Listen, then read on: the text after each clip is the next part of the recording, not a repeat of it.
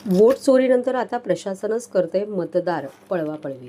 देशभरातील वोट चोरीचा प्रकार उघडकीस आलेला असतानाच आता ठाण्यात चक्क मतदार पळवापळवी उघडकीस आली आहे।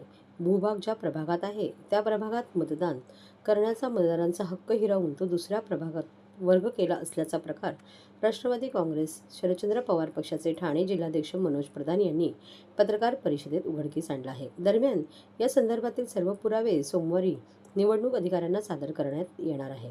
त्यानंतरही दुरुस्ती केली नाही तर संबंधित अधिकाऱ्यांना काळे फासू असा इशाराही प्रधान यांनी दिला आहे। ठाणे महानगरपालिकेच्या निवडणुका लवकरच घेतल्या जाणार आहेत। या निवडणुकांच्या अनुषंगाने मतदार याद्या अद्ययावत करण्याचे काम हाती घेण्यात आले आहे। प्रारूप मतदार याद्या जाहीर करण्यात आल्या असून त्यामध्येच घोळ घातला असल्याचे उघडकीस आले आहे। याचा पर्दाफाश आज प्रधान यांनी केला। या पत्रकार परिषदेत युवक कार्याध्यक्ष राजेश जाधव, मकसूद खान, जतीन कोठारे, दीपक क्षत्रिय, सचिन पंधरे आदी उपस्थित होते। मनोज प्रधान यांनी 2 प्रभागातील मतदार चोऱ्या पुराव्यासह उघडकीस आणली आहे। त्यांनी सांगितले आहे की राबोडी प्रभाग क्रमांक 10 मध्ये गेल्या अनेक निवडणुकीत समाविष्ट असलेल्या बापूजी नगर येथील मतदारांना प्रभाग क्रमांक 11 मध्ये वर्ग करण्यात आले आहे। हे करत असताना भूभाग मात्र प्रभाग क्रमांक 10 मध्येच ठेवण्यात आला आहे। म्हणजेच प्रभाग क्रमांक 10 मध्ये राहणाऱ्या 2680 मतदारांना प्रभाग क्रमांक 11 मधील उमेदवारांसाठी मतदान करावे लागणार आहे। यामध्ये सत्ताधारी वर्गाचा प्रशासनावर असलेला दबाव कारणीभूत आहे।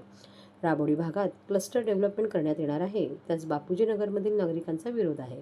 त्यामुळेच त्यांना प्रभाग क्रमांक 10 मधून प्रभाग क्रमांक 11 मध्ये हकलण्यात आले आहे, असा आरोप मनोज प्रधान यांनी केला आहे। तर जतीन कोठारे यांनी अनेक मतदारांचे फोटो आणि नावे गायब करण्यात आलेली आहेत, त्यामुळे बोगस मतदानाची शक्यता बळावली आहे असे सांगितले। हा प्रकार वोट चोरीप्रमाणेच गंभीर आहे। सत्ताधाऱ्यांना नको असलेले मतदार भलतीकडेच वर्ग करायचे आणि विरोधकांना सकारात्मक असलेले मतदार सत्ताधारी उमेदवाराला फायदेशीर ठरतील अशा प्रकारे पळवायचे, असा कट प्रशासनाने सत्ताधाऱ्यांच्या सांगण्यावरून केला आहे।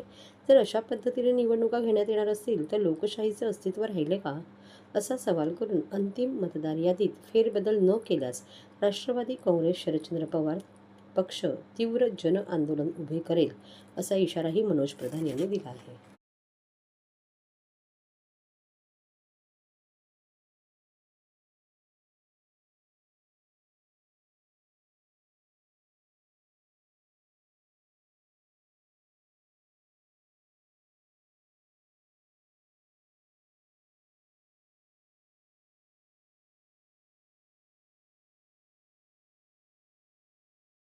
मतदार यादी जाहीर झाल्यानंतर आमचे कार्यकर्ते दर पॅनलमध्ये दर वॉर्डात सर्वे करायला सुरुवात केलेली आहे। पहिला जो सर्वे आमच्याकडे आला तो 10 नंबर पॅनलचा, जिथली 2600हून जास्ती मतं ही 10 नंबरचे असताना देखील 11 नंबरमध्ये टाकण्यात आली।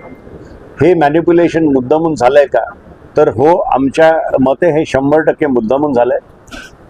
बापूजी नगर नावाचा जो एरिया आहे जिथे 1400 मतं आहेत, जे तिथल्या सत्ताधाऱ्यांच्या विरोधात आहेत, ज्यांची मतं त्यांना पडणार नाही असं त्यांना जाणवलं आहे, ती मतं तिकडनं उचलून 11 नंबरमध्ये टाकण्यात आले। असं सेम वृंदावनमध्ये झालेलं आहे। एका बिल्डिंगची अर्धी मतं 10 मध्ये, अर्धी मतं 11 मध्ये। जी बिल्डिंग मध्ये तुमची कामं झाली नाहीये, तुम्हाला वाटते की इकडनं आपल्याला मतदान मिळणार नाही, त्यांना 11 नंबरमध्ये टाकण्यात आलेली आहे। अशी 2600 नावांची यादी आम्ही दिलेली आहे इलेक्शन कमिशनला, कमिशनरला। ठामपणे आपल्या माध्यमातून आम्ही सांगू इच्छितो की ही जर नावं परत 10 नंबरमध्ये आली नाही तर जन आंदोलन उभारू आणि रस्त्यावर उतरू।